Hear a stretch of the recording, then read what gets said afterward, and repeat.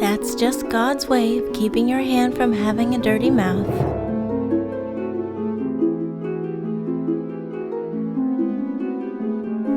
Some people who say their finger got cut off are just referring to the first knuckle,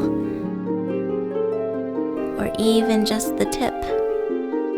But to her, that's nothing. Her finger was cut clear off, the whole thing, right at the bottom where it reaches the palm. And the strangest thing of all, maybe the strangest thing you know, is that it's the middle finger that's missing. The accident didn't touch the ones on either side, but plucked the middle one clean off, down to nothing. Nothing at all. Her mother said, "That's just God's way of keeping your hand from having a dirty mouth." Mother says that like some kind of endearment. She wonders about her finger. Where is it now? What became of the bones? Were they burned? Were they buried? Were they stomped into the ground? She cannot remember the loss, but she still feels her finger. It does not have a dirty mouth, but calls to her sweetly.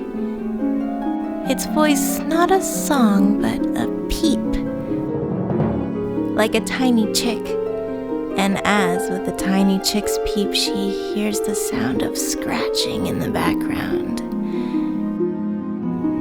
She cannot remember the loss, but has been told the story enough times to believe she can remember it.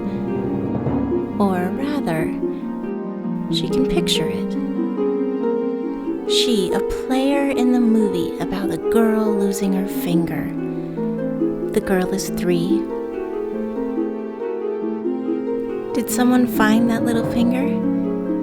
Did they think it was sweet and put it in a matchbox? Did it rot in the dirt, nearly too small for maggots? Did someone save the bones, and are they treasured like seashells? The girl is playing where she knows not to be, though one watching the film might wonder why one so young should be left unattended.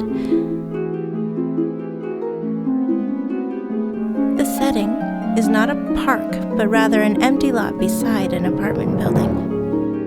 The young actress sees a park, plays the role of a child in the park. A small child, a tiny child, unattended.